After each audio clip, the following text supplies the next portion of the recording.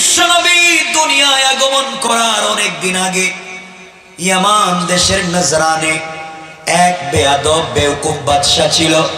এই বাদশার নাম আল্লামা জারুল্লাহ জামাখশরী তাফসীরে কাশাফে লিখেছেন, এই বাদশার নাম ছিল বাদশা ইউসুফ জুনাওয়াস। এই বাদশা ঘোষণা করল, আমার দেশে কেউ কালিমার দাওয়াত দিতে পারবে না, আমার দেশে কেউ তাওহীদের দাওয়াত দিতে পারবে না, আমার দেশে কেউ রিসালাতের দাওয়াত দিতে পারবে না, আমার দেশে কেউ মূর্তির বিরুদ্ধে কথা বলতে পারবে না। যেই ব্যক্তি বলবে তার মৃত্যুদণ্ড। নাউজুবিল্লাহ বলবেন না? নাউজুবিল্লাহ দরকার নাই, এটা বাসায় নিয়ে নিজে নিজে একা একা বললে চলবে। সবাই বলেন জোরে নাউজুবিল্লাহ, আওয়াজ করে বলেন নাউজুবিল্লাহ। কথাগুলো বোঝাবার জন্য বলছি আমি, এই মাগনা মাগনা কথাগুলো কোথা থেকে বলতেছি শোনেন। আমার দেশে কেউ কালিমার দাওয়াত দিবে না, তাওহীদের কথা বলবা না, মূর্তির বিপক্ষে কথা বলবা না, ফাঁসি দেওয়া হবে, মৃত্যুদণ্ড দেওয়া হবে। এই কথাগুলো বলবার পরে কেউ দাওয়াত দেওয়া না, সবাই ভয় পেয়ে গেছে। এভাবে চলে গেল 2 যুগ। কয় যুগ? 2 যুগে 12 বছর। কয় বছর? 12 বছর। আমিও কই 12 বছর, হেরা 24 বছর। 2 যুগে 12 বছর না 24 বছর? ভুল কইলো আমি। আমি তো দেখতেছি আপনাদের ব্রেন কোন দিকে আছে। 2 যুগে কয় বছর? 24 বছর চলে গেছে।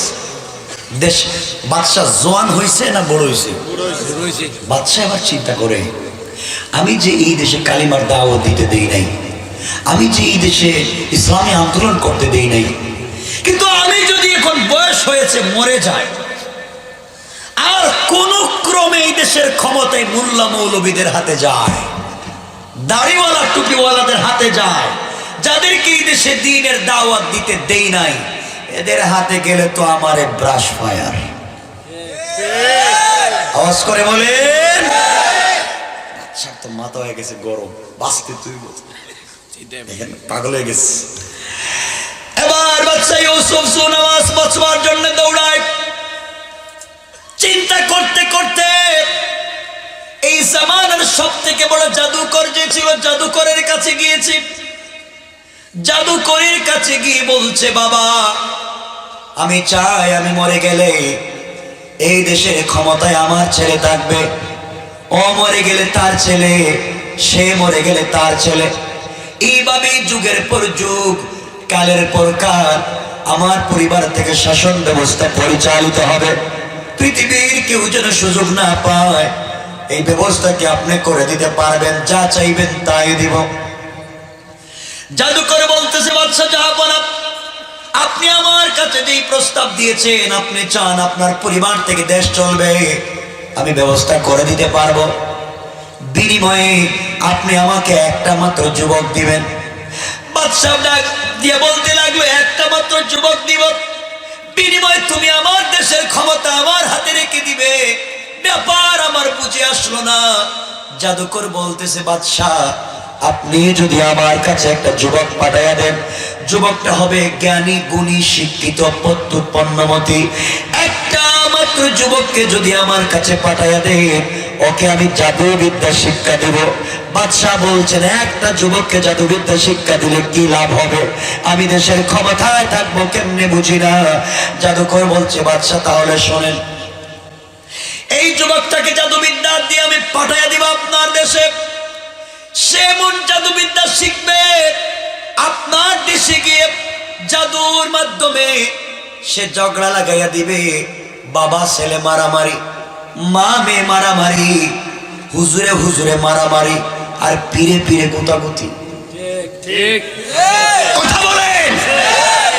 ওগুলো লাগাইয়া দিবে, ওরা নিজেরা মারামারি কামড়া কামড়ি করবে, আপনার বিরুদ্ধে লাগবার মতো সময় পাবে না।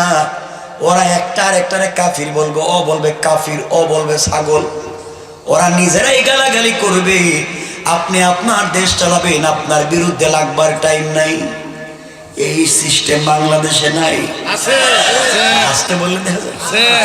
সবাই বলেন, আওয়াজ করে বলেন। আরে বুঝেন রে, বাস্তব কথাগুলো বুঝেন। বলছি কি বলতে চাই শোনো শুধু, আর সামনে যাই বুঝো। আমার মুসলমান বন্ধুগণ গভীর মনোযোগ। এক পর্যায়ে বাদশা ইউসুফ নামাজ বলল, একটা যুবক দিচ্ছি, যুবক তোমাকে বলছি, একটা যুবকের মাধ্যমে যেমন দিন জিন্দা করা যায়, একটা যুবকের মাধ্যমে তেমন করে দিনটাকে ধ্বংস করা যায়। সুতরাং তোমাকে বলছি যুবক, তুমি দিন জিন্দার পক্ষে থাকো, আন্দোলন করো।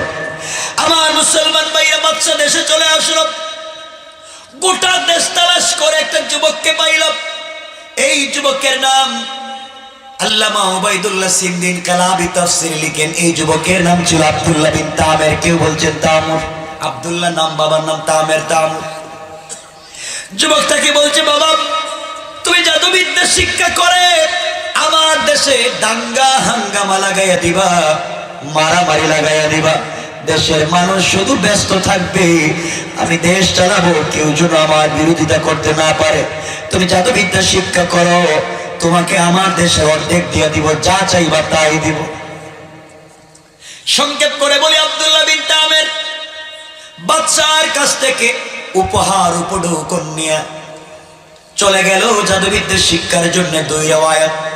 কেউ বলেছেন প্রতিদিন যায়, সন্ধ্যাবেলা বাড়িতে চলে আসে। কেউ বলেছেন একবারে চলে গেছে 6 মাসের জন্য। 6 মাস পরে যুবক আব্দুল্লাহ জাদুবিদ্যা শিক্ষা করে বাড়ির দিকে যখন আসতেছে, বড় জাদুকর হয়ে গেছে। তার মতো জাদুকর কেউ পৃথিবীতে নাই। এবার দেশে এসে মারামারি লাগাইয়া দিবে, আর দেশের মানুষ ফিতনায় থাকবে, রাষ্ট্র ক্ষমতা একজন চালাবেন, কেউ সুযোগ পাবে না। এই চিন্তা করে আব্দুল্লাহ বিন তামের দেশের ভিতরে ঢুকেছে। রাস্তায় তাকায়া দেখে গাছের গোড়ায় বসে বসে, মাথায় পাগড়ি, মুখে দাড়ি, একজন আল্লাহওয়ালা গোলাম বসে বসে সত্য ধর্ম কালিমার দাওয়াত দিতেছেন। কান সুবহানাল্লাহ। একজন, কয়জন? সবাই বলেন না। যুবক আব্দুল্লাহ কাছে এসে দেখে তাকায় এই মুরব্বী বসে আছে। জিজ্ঞেস করে, আব্বা জান এই গাছের গোড়ায় বসে বসে আপনি কি করতেছে? মুরব্বী বললেন, বাবারে এক আল্লাহর তাওহীদ আর রাসূলের রিসালাতের দাওয়াত দিই। যুবক আব্দুল্লাহ বলতেছে, দেন আপনি কি আমাকে চিনেন? আমি জাদুকর, বাদশার পক্ষ থেকে জাদুবিদ্যা শিক্ষা করে এসেছি। এই দেশ থেকে কালিমাওয়ালা ইসলামী আন্দোলনের কর্মীদেরকে সাইজ করব। কি করব? সাইজ করব। এই জন্য আমি ট্রেনিং নিয়ে এসেছি। আপনি নিজের মতো করে দাওয়াত দিন, বাদশার সঙ্গে দেখা করে আসতেছি। আসলে পরে আপনাকে জনমের মতো জাহান্নামে ফালাইয়া দিব। নাউজুবিল্লাহ। হুমকি দেয়া যখন চলে যায়, আর যখন উলামায়ে কেরাম সত্য কথা স্টেজে মঞ্চে বলেন, কিছু লোক আছে স্টেজে উঠে আলেম উলামাকে মারামারি আর হুমকি দেয়। কারে হুমকি দিচ্ছেন মিয়া? কিছু বুঝেন আপনি? বুঝো, শুধু আমি এভাবেই বলছি আজকের কথাগুলো বুঝো। কাকে হুমকি দিচ্ছ? যার মাথার উপরে স্বয়ং আল্লাহর হাত। আল্লাহ বলছেন, ইয়াদুল্লাহ, আমার হাত, তাকে হুমকি দিচ্ছ। আরে শোনো, এই পৃথিবীতে তো একজন পয়লওয়ান ছিল যার নাম রুস্তম। 300 যুবক মিলে একটা আঙ্গুলকে বাঁকা করতে পারতো না। আল্লাহ বলছেন, আজরাইলকে পাঠায়া দিলাম, ঠাস করে থাপ্পড় দিয়েছে, রুস্তম তো মাটিতে পড়ে গেছে। এই আজরাইল এখন আর নাই? আছে, আছে, আছে। আরে সাদ্দাত তো ওই ব্যক্তির নাম যে দুনিয়া জান্নাত বানায়া ফেলেছিল, ডিজাইন করেছে, সব থেকে স্টাইলিস্ট ডেকোরেশন করেছে। সে ডুববার জন্য শত শত নারী পুরুষ নিয়ে সে জান্নাতের দরজায় গিয়েছে। জান্নাতের দরজায় শত শত প্রহরীরা উলঙ্গ নারীদেরকে পিছনে দিয়ে নাচাচ্ছে। এক পা গোড়ার পিঠে, আরেক পা গোড়ার নিচে। আজরাইল গোড়ার লাগাম ধরে বলছে, আল্লাহ আমসিক আও আতরুক, ওর এক পা নিচে এক পা উপরে, ছাইরা দিব না ধর্ম। আল্লাহ বলছেন, ধর। আল্লাহু আকবার বলেন। কি বলছেন বুঝেন মিয়া? আল্লাহকে কি চিনলেন? শেষ। শেষ। তোমার তো ক্ষমতা সাদ্দাদের মতো না, তোমার ক্ষমতা নমরুদ আর ফেরাউনের মতো না। ভালো হয়ে যাও, ভালো হতে পয়সা লাগে না, ফেন্সিডিল খাইতে টাকা লাগে। কথা বলেন না কেন? দিল থেকে কথাগুলো বলছি। আরেকটা কথা বলে দেই, শোনো, ক্ষমতার প্রভাব আল্লাহর ওয়াস্তে কেউ দেখাবেন না। ক্ষমতা সকলের সব দিন থাকে না। কেন বললাম? সকালবেলা যেই পত্রিকা আপনারা পড়েন না অনেকে পত্রিকা, এই পত্রিকার দাম থাকে 10 থেকে 15 টাকা, এক পিস পত্রিকার দাম থাকে না? সকলে মনোযোগ দিয়ে পড়ে, টেবিলের মধ্যে রাখে, সবাই মিলে পড়ে। সন্ধ্যা যখন হয়ে যায় বিকাল বেলা, এই পত্রিকার 1 কেজির দাম হয় 10 টাকা। সকাল বেলার পত্রিকা থাকে টেবিলের উপরে, বিকাল বেলার পত্রিকা চলে যায় ভ্যান গাড়ি আর ডাস্টবিনের নিচে। বোঝা গেল সময় ফুরিয়ে গেলে ডাস্টবিন ছাড়া আর কোন জায়গা থাকবে না, থাকবে না, থাকবে না। ঠিক কিনা বলে? বুঝেন নাই? বুঝো রে ভাই, বুঝো।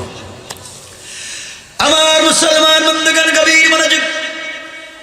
যুবক আল্লাহর ওলির দিকে তাকায় চলে যাচ্ছে। এবার আল্লাহর ওলি যুবকের দিকে তাকায়া মুস্কি হাসলেন আর কাঁদলেন। যুবক চিন্তায় পড়ে গেল, কি ব্যাপার, এই মুরব্বী মানুষ তো আমার দিকে তাকায়া কাঁদে কেন, হাসে কেন? কাছে এসে জিজ্ঞেস করে, বাসান আপনি হাসলেন কেন, কাঁদলেন কেন? আল্লাহর ওলি বলছেন, যুবকরে শোনো, এই জন্য আমি কাঁদলাম। আমার জিন্দেগিতে কত যুবক দেখেছি, তোমার মতো এত সুন্দর চেহারার কোনো মানুষ দেখি নাই। আল্লাহ এত সুন্দর করে বানিয়েছি। আমি চিন্তা করে দেখলাম, এই মুহূর্তে যদি মরে যাও, কবরে চলে গেলে তোমার সুন্দর চেহারা সুন্দর থাকবে না। সাপ বিচ্ছু তোমার সুন্দর চেহারা খেয়ে ফেলবে, কারণ তোমার ভিতরে আল্লাহর পরিচয় নাই, রাসূলের পরিচয় নাই। আমি এই জন্য কাঁদলাম, এত সুন্দর চেহারার মানুষকে আল্লাহ কেমনে জাহান্নামের আগুন দিয়ে জ্বালাবে। আর আমি হাসলাম এই জন্য, রে যুবক, আল্লাহ তোমাকে বানিয়েছেন বড় সুন্দর করে। আল্লাহ রাব্বুল ইজ্জত ওয়াল জালাল ফেরেশতাদেরকে বলছিলেন, আদম বানাতে চাই। আদম বানানোর জন্য ফেরেশতারা দুনিয়ার মাটির উপরিভাগ থেকে খামির বানায়া আদমের একটা কঙ্কাল বডি তৈরি করে আল্লাহর সামনে হাজির করে দিল। আল্লাহ বলছেন, ফেরেশতারা তোমরা যেভাবে তৈরি করেছো আমার পছন্দ হয় নাই, যাও যাও আবার কিছু মাটি নিয়ে আমার সামনে হাজির করে দাও, আমি আল্লাহ নিজের হাতে বানাতে চাই।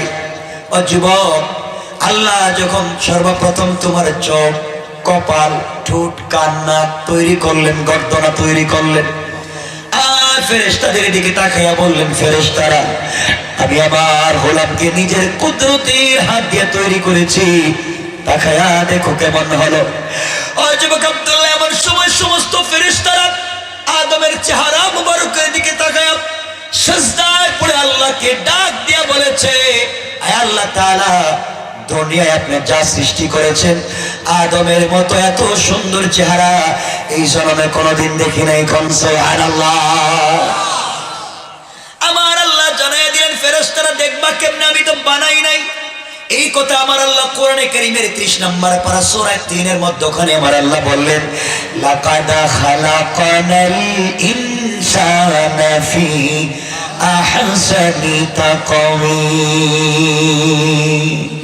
আল্লাহ রাব্বুল ইজ্জত ওয়াল জালাল জানাইয়া দিলেন, ফেরেশতারা আমি আল্লাহ নিজের কুদরতের হাতে আদম যত সুন্দর করে বানিয়েছি, এই পৃথিবীতে এত সুন্দর আর কিছুই বানাই নাই। সুবহানাল্লাহ। কষ্ট হচ্ছে আপনাদের?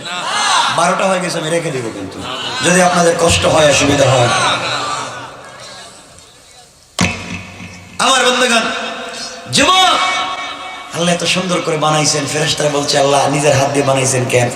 আল্লাহ বলছে, জানিস না, এ গোলাম দুনিয়ায় গিয়ে যখন আমাকে চিনবে না, ভুলে যাবে, আর কোনো একদিন ভুল বুঝতে পেরে যদি তওবা করে চোখের পানিটা ছাইড়া দেয় আর আমার কাছে জবান দিয়ে আমাকে আল্লাহ বলে ডাক দে, সাথে সাথে মাফ।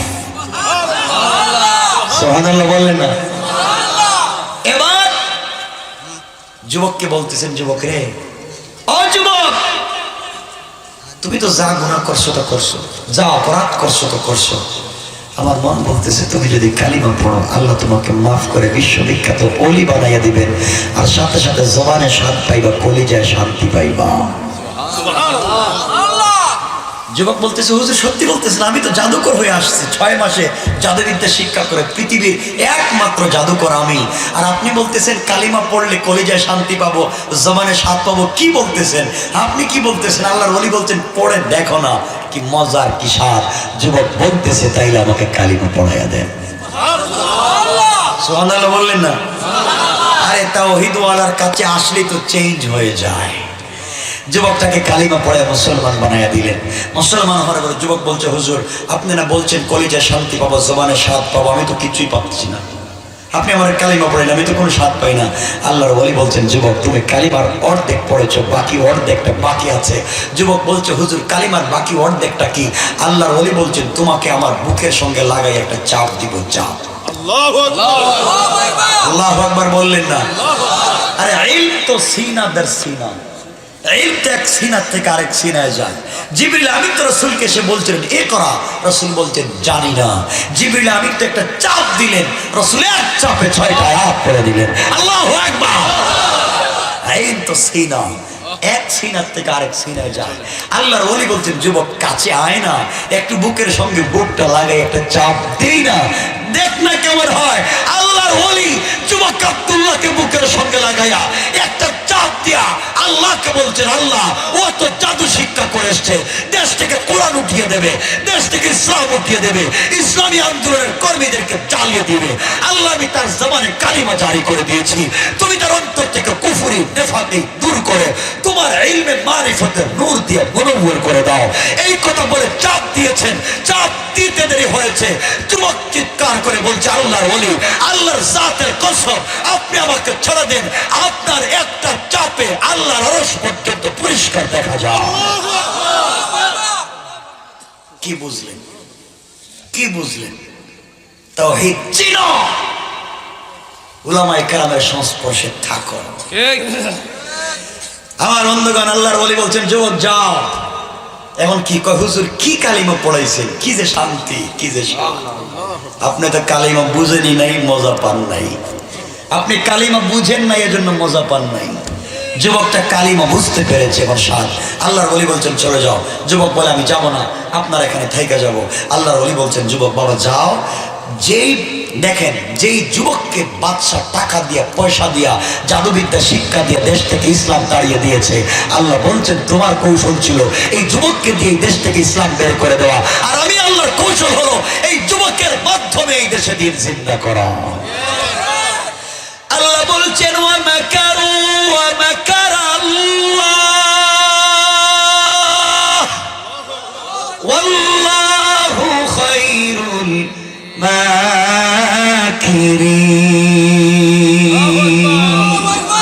আল্লাহ বলছেন তোমাদের কিসের কৌশল? আমি আল্লাহর কৌশলের কাছে তোমরা ব্যর্থ। ঠিক। আল্লাহ বলছেন, কি রে টাকা না দিছিলে এই যুবক রে দিয়ে দেশ থেকে কালিমা সরাইবে, এখন দেখ এই যুবক রে দিয়ে দিন জিন্দা করতেছি।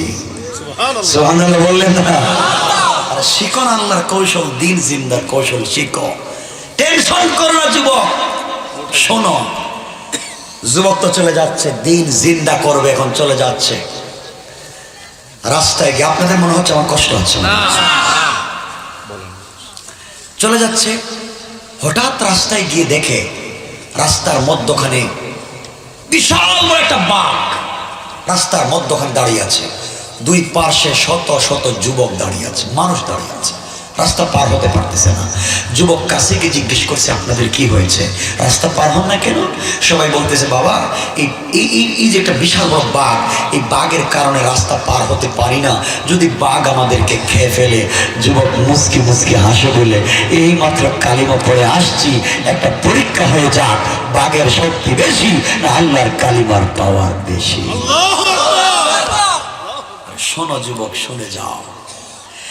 এবার যুবক আস্তে আস্তে করে বাঘের কাছে গেছে, ছিল জাদুকর হয়ে গেছে কালিমাওয়ালা। বাঘের কাছে গিয়া এক হাত দিয়া বাঘের কান ধরছে। সুবহানাল্লাহ। এই সুবহানাল্লাহ বললেন, আওয়াজে মনে হচ্ছে কক্সবাজারের মানুষ 2-4টা করে বাঘ পালতেছে মনে হয়। সুবহানাল্লাহ, একটু জোরে পড়েন না। এক হাত দিয়ে বাঘের কান ধরছে, আরেক হাত দিয়ে বাঘের গালে চট করে একটা থাপ্পড় লাগাই দিয়েছে। আল্লাহু আকবার। যুবক ডাক দিয়ে বলছে, বেচারা নিমক হারাম বাঘ, তুই রাস্তায় কেন? আল্লাহ তোকে বানিয়েছে বন জঙ্গলে থাকবার জন্য, তুই রাস্তাঘাটে পাবলিকের ডিস্টার্ব করস কেন? তুই আমাকে চিনিস না? আমি কালিমাওয়ালা। আল্লাহু আকবার। যুবক বাঘের সামনে দাঁড়িয়ে বলছে, আমি কালিমাওয়ালা। এই কথা বলতে দেরি হয়েছে, যুবক মাথাটা নোয়াইয়া কানটা নাড়াইয়া 1 মিনিটের ভিতরে জঙ্গলে যাইতে দেরি করে নাই। তুমি এমন তাওহীদ জিন্দা করে দিলে, তুমি তো রাস্তায় কক্সেস বাজারের মোড়ে দাঁড়াইয়া রাত্রে 3টায় বলবে, আমারে চিনোস না? আমি এলাকার আওলা জাওলা দেড় ব্যাটারি যা আছে দেন, মুসলমানে দিয়ে দিব। এটা তো আপনি বলতে পারেন। হারাম কাজ বাদ দাও, ভালো পথে চলে আসো। যুবক বাঘের সামনে পরিচয় দিয়েছে কালিমাওয়ালা। বাঘ তার কথা শোনে। আল্লাহ বলছেন, গোলাম তুই শুধু আমার পরিচয়টা পাবলিকের কাছে পৌঁছে দিবে, আমি গোটা দুনিয়ায় তোর পরিচয় পৌঁছে দেব। কেন চিনলেন না সেই মনিবকে? আমার বন্ধুগণ, সব চলে গেছে, পাবলিক তো চিন্তায় পড়ে গেল, কি রে যার কথা বাঘ শুনে ও বড় পীর হবে না তো হবে কে? পাবলিক তার কাছে তেল নিয়া পানি নিয়া রশ্মি নিয়ে যায়, যার সমস্যা এমন পিরিয়ে গেছে। দেখেন না আপনাদের এলাকায় আসেন এগুলা? আছে কম দেখবেন। এরপরে কিছু হুজুর আছে জাদু টুনা করে, কুফুরি কালাম করে, কয়রা তাবিজ দিয়া বাবা ছেলে মারামারি লাগাইয়া দেয়, আছে না? যেমন নতুন বিয়ে হয়েছে, বউ স্বামী তাকে বিদেশে, বউ গেছে ইমাম সাহেবের কাছে, হুজুর আমরা একটা গরম তাবিজ দেন। কেমন গরম তাবিজ দিব? আমার একটা গরম তাবিজ দেন, স্বামী যা ইনকাম করে টাকা পয়সা শুধু আমারে দেও, খালি আমারে দেও, ওর মা বাপরে যেন দিতে না পারে, এমন একটা তাবিজ দেন। হুজুরকে 500 টাকা বেশি দিলে অরিজিনাল গরম তাবিজ দিতেছি। ঠিক কিনা বলেন? এই কাজ কে করেন? আহা, এগুলো বললে তো এক কথা চলে যাবে, কত কথা মনে পড়তেছে এগুলা। আল্লাহ বলছেন কোরআনে কারীমে সূরা বাকারা, ওয়াত্তাবাউ মা তাতুলুশ শায়াতিনু আলা মুলকি সুলাইমান ওয়া মা কাফারা সুলাইমান ওয়ালাকিন্নাশ শায়াতিনা কাফারু ইউআল্লিমুনান নাসাস সিহর। আল্লাহ বলছেন পয়গম্বর সুলাইমানের জামানায় শয়তানেরা জাদুবিদ্যার আশ্রয় নিয়ে 2 নম্বরই করেছে।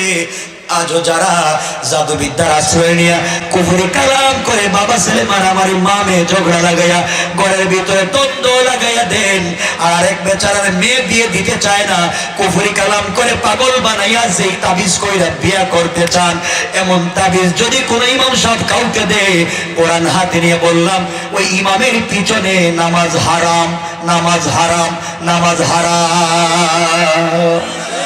ঠিক কিনা বলেন? পরিষ্কার ফতোয়ালা, সাক্কাওয়ালা, রাইবা, নামাজ হারাম। কুফরি কালাম করেন না। কোরআন হাদিস থেকে বাবু তিব্বে ও রেকাত মিশকাতে আছে, মিশকাতে একটা বাবের নাম আছে বাবু তিব্বে ও রেকাত, ডাক্তার এবং ডাক্তারি। ইমাম ইবনুল কাইয়িমের লেখা একটা বই আছে আত-তিব্বুন নাবাবী, নবীজির চিকিৎসা বিজ্ঞান। এগুলা পড়েন, এই 2 নম্বরে কুফরি কালাম কইরেন না। কথা বলেন না কেন? কিতাবের নাম তো বলে দিলাম, পড়ে নিন। কুফরি কালাম কইরি ভেজাল লাগাই দিয়েন না পরিবারে। তাই যা যুবকের কাছে পাবলিক আসে, যুবক তো চিন্তা করলো, বুঝলাম না আমার কাছে মানুষ তাবিজের জন্য আসে কেন? তো আসে, কেউ এসে বলে হুজুর আমি চোখে দেখি না, যুবক শুধু চোখে হাত দেয়, চোখ ভালো হয়ে যায়। সুবহানাল্লাহ কয় না? সুবহানাল্লাহ, সুবহানাল্লাহ, এটা জোরে আওয়াজ করে সুবহানাল্লাহ পড়েন। এরা মনে হইতেছে সব বিয়ে করছে 40 বছর আগে। সুবহানাল্লাহ ঠিক মতো বলতে পারেন, এতক্ষণ কথা বল, সুবহানাল্লাহ বলবেন হঠাৎ রেখে দেব কথা, লম্বাই করবো না আমি, হঠাৎ রেখে দেব কথা। শোনো, শুধু আপনাদেরকে বোঝাবার জন্য বলতেছি। যুবকের কাছে আসে পাবলিক, তো তো চিন্তা করে আমার কাছে এসে লোক আসে কিছু বুঝলাম না, যে সমস্যা নিয়ে আসে যুবকের কাছে আসলেই সমাধান। যুবক চিন্তা করলো এভাবে যদি কানা ল্যাংরা আতুর দেড় ব্যাটারি সব যদি আসতে থাকে সব ঠিক হয়ে চলে যাব, কেউ কালিমার পড়বে না, আমার ইসলামী আন্দোলনের কর্মী তৈরি হবে না, এই সিস্টেম বাতিল। যুবক এবার বলে যে কেউ সমস্যা নিয়ে আসবে আমি বলবো সমস্যার সমাধান তো করবেন আল্লাহ, আগে কালিমা পড়ে এরপরে দোয়া করবো।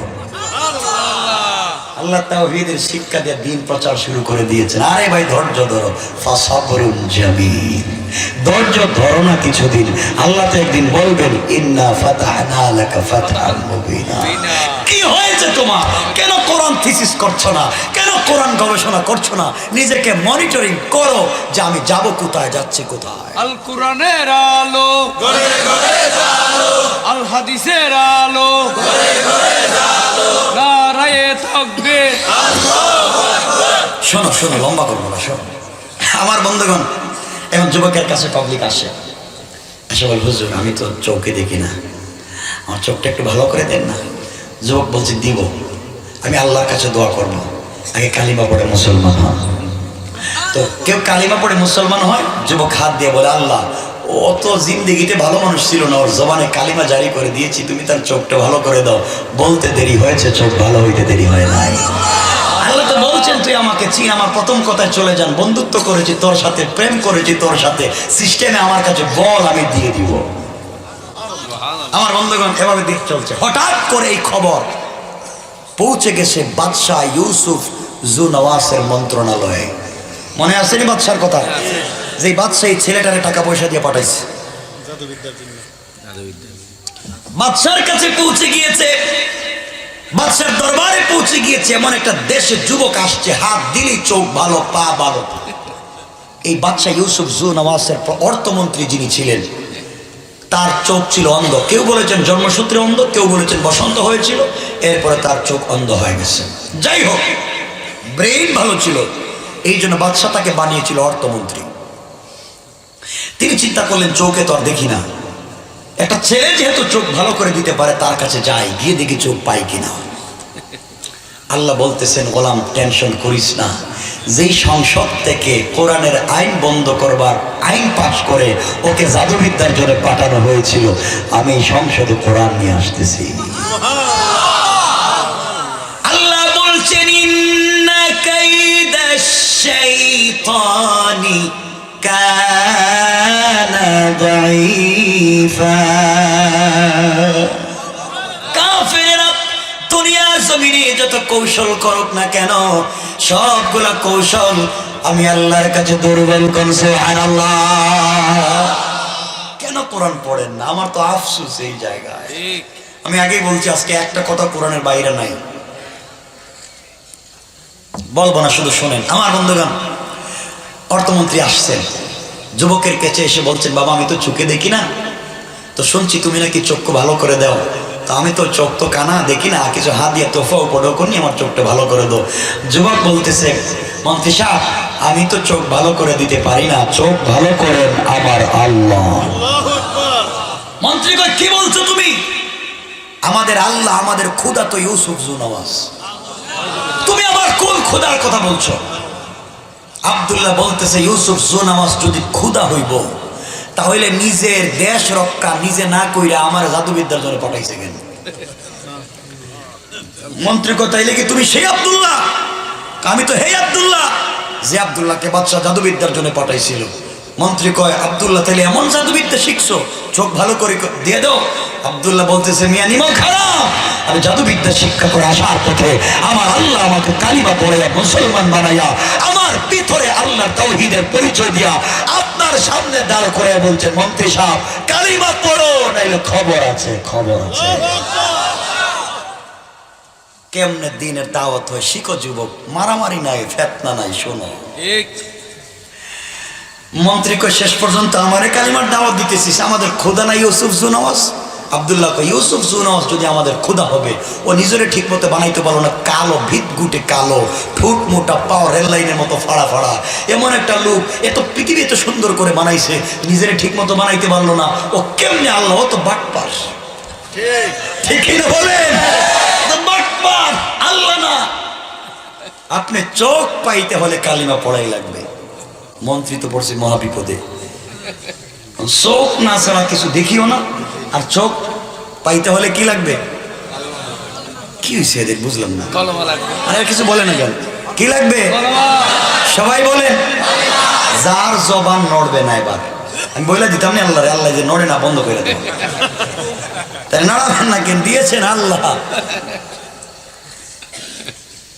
মনে হইতেছে আপনাদেরকে বলছেন লা তুহাররিক বিলিসানাক, বলছেন তো তার বন্ধুরে না নাড়াইতে, আপনাদেরকে বলছেন নাড়াও, বেশি বেশি জবান নাড়াও।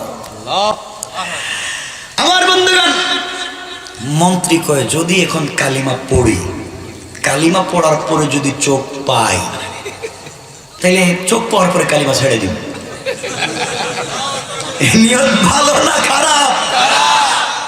এ চিন্তা করছে যেমন বাংলাদেশে কিছু এমপি মন্ত্রী আছে, এরা চিন্তা করে আমি যদি এবার নির্বাচিত হতে পারি, নির্বাচিত হলে আপনাদের এলাকার যত সুন্দর সুন্দর ভালো ভালো রাস্তা আছে সব ভাঙ্গা কাঁচা বানাইয়া দিব।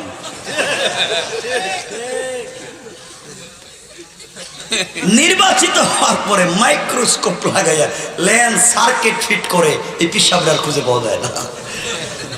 আমরা তো নির্বাচনের আগে কত ওয়াদা দিই, নির্বাচনের পরে সব পুরা করার জরুরত নাই, ঠিক না? ওই মন্ত্রী সব চিন্তা করছে কত কিছুর ওয়াদা দিই, সব তার পুরা করা লাগে না। এখন যেভাবেই হোক যদি চোখটা পাই, চোখটা পাওয়ার পরে কালিমা ছেড়ে দিব, সমস্যা কি? নিয়ত ভালো খারাপ? সবাই বলে খারাপ। খারাপ নিয়ত নিয়ে কালিমা পড়ছে। কালিমা পড়ার পরে আব্দুল্লাহ চোখে হাত দিয়ে বলছে আল্লাহ ও তো বাটপার, নিয়ত ভালো না, ওর নিয়ত ভালো না। এরপরেও তো আল্লাহর জবানে এতদিন পরে আমি কালিমা চালু করে দিয়েছি, আল্লাহর চোখটা ভালো করে দাও। এটা আসতে বলেন আল্লাহু আকবার। বলতে দেরি, মন্ত্রীর চোখ ভালো হইতে দেরি নাই। আল্লাহু আকবার। মন্ত্রী তো দেখতেছে আমি তো ঠিক আছি, আব্দুল্লাহ আমি তো ঠিক আছি, থ্যাংক ইউ, আমি আমার দেখতেছি ঠিক আছে, এখন যাই কালিমা পড়ছি। আব্দুল্লাহ কই যাইবেন? কালিমা পড়ছি কোন জায়গায়? কই জি না, কালিমা অর্ধেক পড়ছেন। বাকি অর্ধেক কি? বাকি অর্ধেক জাতা দিমু, জাতা চাপ দিমু। কিসের চাপ? আমার সঙ্গে বুকটা লাগে চাপ দিমু। চাপ দিলে কি হইব? আরে দেই না, দেখেন কি হয়। মন্ত্রী কয় আমি তো কত চাপ দিছি, কিছু তো হয় না। আমি তো কত লোকের চাপ দিলাম, কিছু তো আর হয় না, তুই চাপ দিলে আর কি হবে? দেশ না। আব্দুল্লাহ বুকের সঙ্গে বুকটা লাগাইছে, বুকটা লাগে আমার আল্লাহকে ডাক দিয়া বলছে আল্লাহ অমনি এমন একটা লোককে আমার বুকের সঙ্গে লাগাইয়া ধরেছি। আল্লাহ আমি খারাপ হতে পারি, কিন্তু আমার জবানে তো তোমার কালিমা। আমি জাদুবিদ্যা শিক্ষা করে এসেছিলাম, এই দেশ থেকে কালিমার আওয়াজকে বন্ধ করে দিব। মুনিব তুমি তো আমাকে কালিমা পড়াইয়া জাদুবিদ্যার বিরুদ্ধে লাগাইয়া এখন আমাকে তোমার পথের খাদেম বানাইয়া দিয়েছো। আয় আল্লাহ বুকের সঙ্গে বুকটা লাগাইয়া চাপ দিলাম। যে মন্ত্রণালয় থেকে কালিমার আওয়াজ নিষিদ্ধ করা হয়েছে, এই মন্ত্রণালয়ের অর্থমন্ত্রী আল্লাহ আমি তো চাই সংসদে কালিমার আওয়াজ পৌঁছে যাক। তুমি মন্ত্রীর অন্তর থেকে কুফরি নিফাকি দূর করে দিয়া তোমার ইলমে মারিফতের নূর দিয়ে মুনাওয়ার করে দাও। আব্দুল্লাহ দোয়া করে শেষ করতে পারে নাই, মন্ত্রী ডেকে ডেকে বলছেন আব্দুল্লাহ তুই এবার আমাকে ছেড়ে দে, তোর একটা চাপে এই মুহূর্তে আল্লাহর আরশ পর্যন্ত পরিষ্কার দেখা যায়। আল্লাহু আকবার। আব্দুল্লাহ ছেড়ে দিয়েছে মন্ত্রী। মন্ত্রী সাহেব এখন যান। মন্ত্রী বলতেছে আব্দুল্লাহ কি পড়াইলি তুই, কি যে স্বাদ, এয়ার কলার এয়ার কন্ডিশন, টাইস আর সিরামিকে ছিলাম, মজা নাই, স্বাদ নাই, শান্তি নাই। এখন আল্লাহ আল্লাহ আল্লাহ বললেই শুধু স্বাদ পাই। আল্লাহ আব্দুল্লাহকে মন্ত্রী সাহেব যান না, না আমি যাবো না, এখন তোর সাথে থাকুন। আব্দুল্লাহ কই জি না, যে মন্ত্রণালয় থেকে আইছেন এখানে কালিমা পৌঁছাতে হবে, যান। দেখতেছেন আল্লাহর কৌশল? আরে বুঝেন আল্লাহর কৌশল? কেন বুঝেন না? কেন কোরআন থিসিস করেন না? আমার বন্ধুগণ, এবার মন্ত্রী সাহেব যাচ্ছেন। পরের দিন ছিল সংসদ অধিবেশন। প্রধানমন্ত্রী বসছেন ইউসুফ জোনামস, কাছে বসছে অর্থমন্ত্রী। প্রধানমন্ত্রী ইউসুফ জোনামস তাকাইয়া দেখে অর্থমন্ত্রীর চোখ ভালো। জিজ্ঞেস করে, মন্ত্রী সাহেব আপনি চক্ষু কোথায় পাইলেন? আপনার চোখ তো নষ্ট ছিল। কয়, বাদশাহ চোখ দিয়েছেন আমার আল্লাহ। এত আসতে বলেন আল্লাহু আকবার। আর 100 বছর পরে সংসদে আল্লাহ। বাদশাহ কই, কিসের আল্লাহ? আমি না তোমাদের আল্লাহ? আপনি বাটপার। আমার সামনে দাঁড়িয়ে আমি মন্ত্রী বানিয়েছি, আমি টাকা পয়সা দিয়েছি, আমি গাড়ি বাড়ি দিয়েছি, আর আমাকে বলছো আমি বাটপার। আপনি যদি আল্লাহ হইবেন তাহলে আব্দুল্লাহর জাদুবিদ্যার জন্য পাঠাইছেন কেন? আপনি দেশ রাখতে পারেন না? আপনি আল্লাহ হয়ে রক্ষা করতে পারেন না? ঠিক কিনা বলেন? বাদশাকে এবার ধরা খাইছে। বাদশাহ বলতেছে, আব্দুল্লাহ, এই মন্ত্রী সাহেব শোনো শোনো, আব্দুল্লাহকে টাকা পয়সা দিয়ে পাঠাইছে জাদুবিদ্যার জন্য। অচিরেই 2-4 দিনের ভিতরে চলে আসবে, আসলে আপনাদেরকে সাইজ করবে। মন্ত্রী কয়, হে আব্দুল্লাহ তো কালিমা পড়াইছে। সুবহানাল্লাহ, সুবহানাল্লাহ বললেন না? এই আব্দুল্লাহ কালিমা পড়িয়েছে। বাদশা তো হইছে আরো গরম। মন্ত্রী সাহেবকে ধরছে, হাত পা বাঁধছে, আচ্ছা মতো পিটাইতেছে। কালিমা ছাড়ো। আব্দুল্লাহ কোথায় থাকে বলো?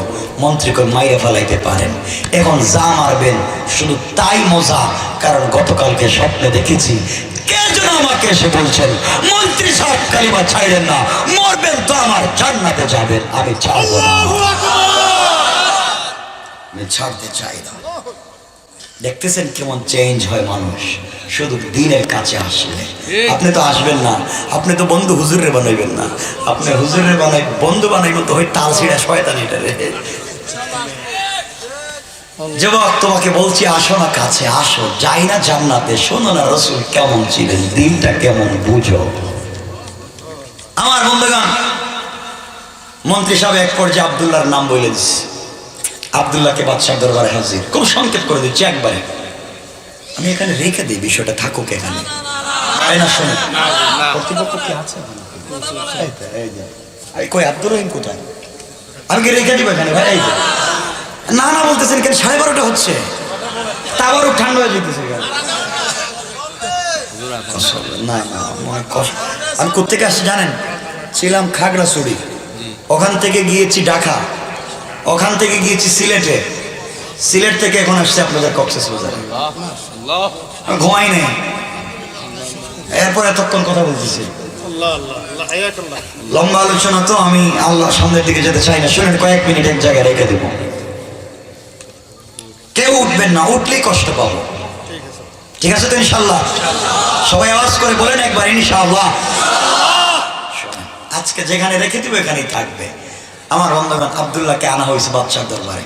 আব্দুল্লাহ, তোমাকে না টাকা পয়সা দিছি, গাড়ি বাড়ি দিছি, জাদুবিদ্যা শিখবা, তখন কি শিখছো? বাদশা সব ঠিক, জাদুবিদ্যা শিখবার জন্য গিয়েছিলাম, জাদুবিদ্যা শিখছি তা সত্য।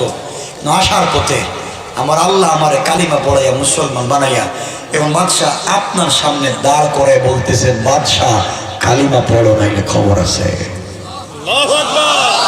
আল্লাহু আকবার বললেন না? তারাই তো মুসলমান, ইস্পাতের মতো দাঁড়িয়ে যাচ্ছে, কথা বলতেছে।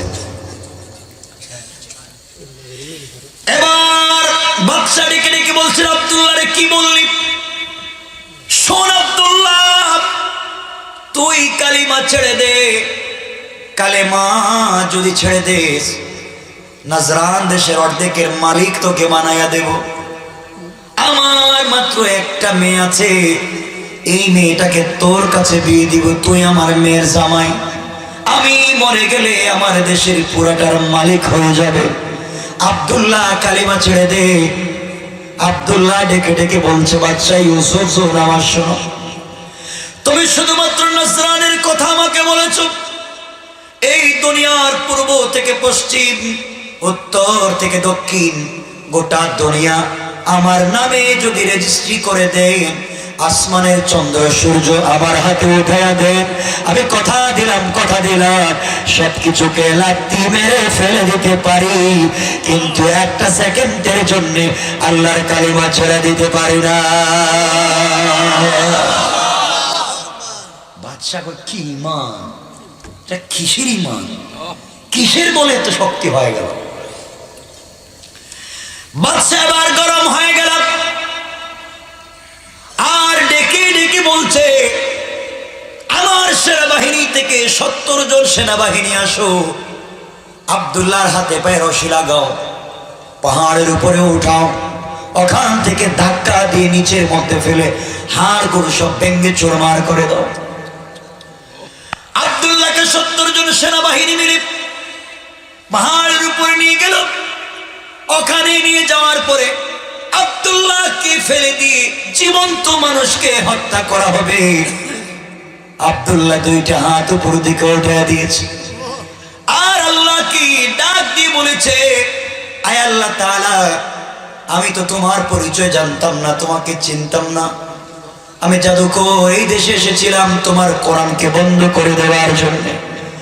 আয় আল্লাহ, তুমি আমাকে পাগল করে কালিমা পড়িয়ে দিয়েছো, এই পর্যন্ত স্টিলের মতো আমাকে রেখে দিয়েছো। আল্লাহ তাআলা, এই কালিমার কারণে ঘর ছেড়েছি, বাড়ি ছেড়েছি, মা বাবা আত্মীয় স্বজনকে ছেড়েছি, এই কালিমার জন্য বাদশার মেয়েকে বিয়ে করার অফারকে আমি ছেড়ে দিয়েছি, দেশের মালিকানার অফারকে ছেড়ে দিয়েছি। আয় আল্লাহ, তুমি কি পারো না তোমার প্রেমে পাগল এক কালিমাওয়ালা যুবককে বাঁচায় রাখতে? আল্লাহ, আমি তোমার কালিমার জন্য সব ছেড়ে দিতে পারলাম, তুমি কি আমাকে বাঁচায় রাখতে পারো না? কথা বলতে দেরি হয়েছে, আল্লাহ রহমতের সাগরে জোশ উঠে গেছে। আল্লাহ আল্লাহ পাহাড়কে ডাক দিয়ে বলেছেন, পাহাড় রে, ইদা জুলজিলাতিল আরদু জিলজালাহা, পাহাড় তুমি কাঁপতে শুরু করো, ভূমিকম্প শুরু করো। পাহাড় কাঁপতে শুরু করলো, একজন কালিমাওয়ালার জন্য আল্লাহ কি করেন দেখেন, কাঁপতে শুরু করলো, এমন ভূমিকম্প শুরু হয়ে গেল, পাহাড় ভেঙে চুরে চুরমার হয়ে টুকরা টুকরা হয়ে গেল। 70 জন সেনাবাহিনী আব্দুল্লাহকে ছেড়ে দিয়ে নিজেদের জীবন বাঁচানোর জন্য যখন দৌড়ায়, এমন সময়ে আল্লাহ আযাবের 70 জন ফেরেশতা পাঠায়া এই 70 জন সেনাবাহিনীকে ধরে পাহাড়ের মধ্যখানে ঢুকায়া পাহাড়কে আগের মতো একত্রিত করে দিয়া 70 জনকে জবাবের মতো জিন্দা খবর দিয়া আব্দুল্লাহ বিন তামিরকে সুস্থ আর ভালো রেখে হাঁটায়া হাঁটায়া বাদশা দরবারে পৌঁছে দিয়েছে।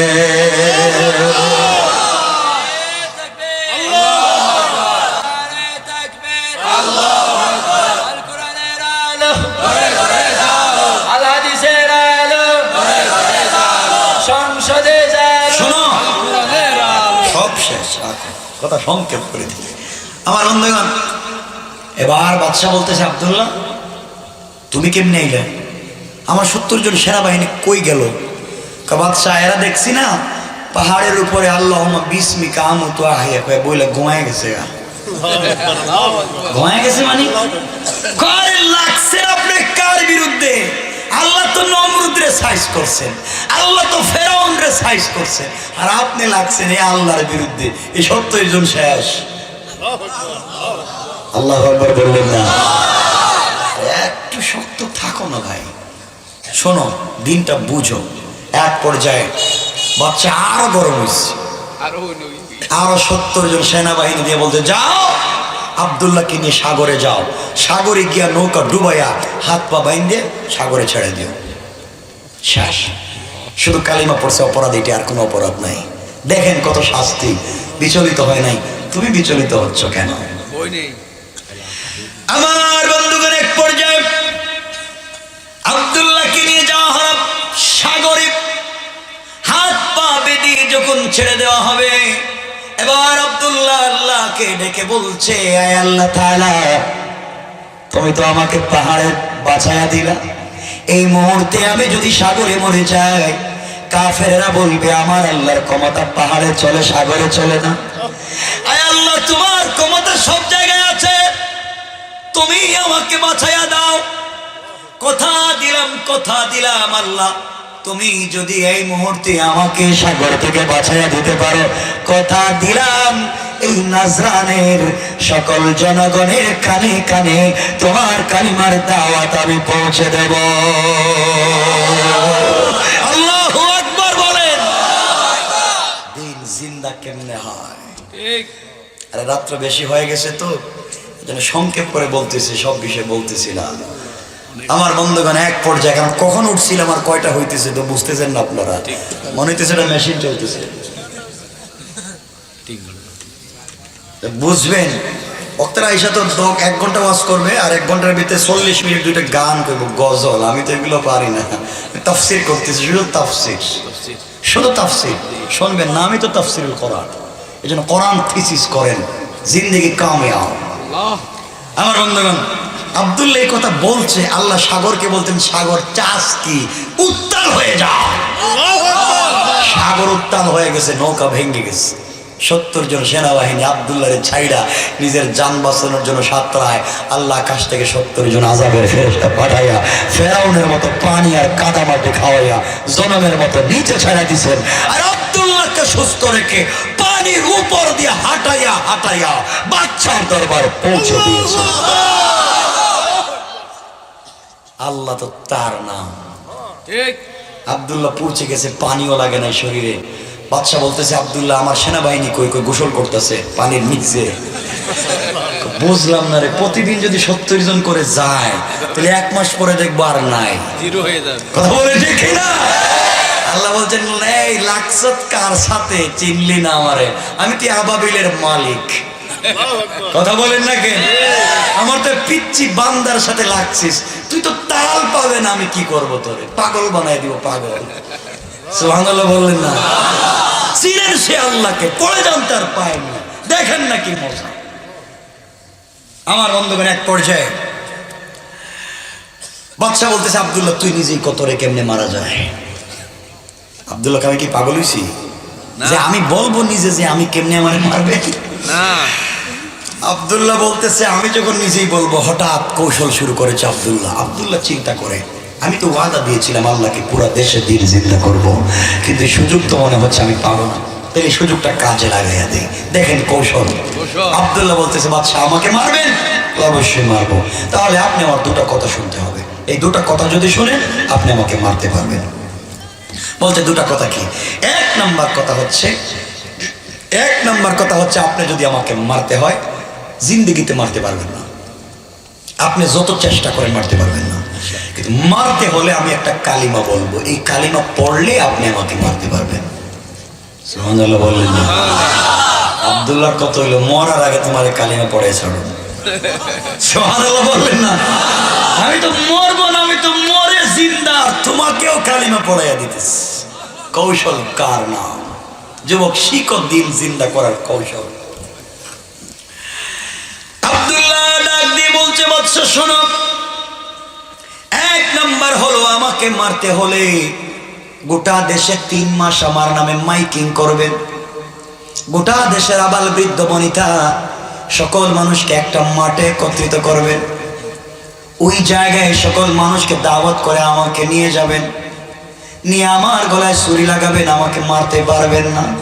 ওই সময় আমি একটা কালিমা বলবো, ওই কালেমা পড়ে যদি আমার গলায় ছুরি লাগাই দেন মারতে পারবেন।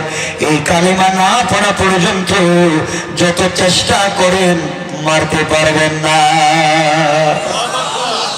বাদশা বলতেছে, বাবা এরপরেও কি মরবে তুই? কালিমা পড়বো, গলায় ছুরি লাগামু, এরপরে কি মরবে? হ্যাঁ, কালিমা পড়ে যদি ছুরি লাগা দিলে মরবো। আমি তো একজন মরবো, তো সমস্যা কি? আমি তো মরলাম মাজলুম, দিন তো জিন্দা হয়ে যাবে। ইস্তেকামত কার নাম? শিখো দিন, আল্লাহর রাস্তায় শিখো। 3 মাস বাদশা ঘোষণা করছে, গোটা দেশে পাবলিক তো পাগল।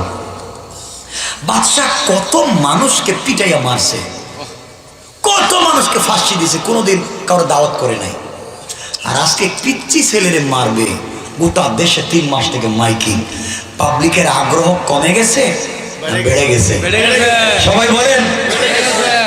সকল মানুষ আবাল বৃদ্ধ বনিতে পাগল হইয়া মাঠে চলে আসছে। কই একবার দেখি না যুবকটা কে। সব মানুষ মাঠে।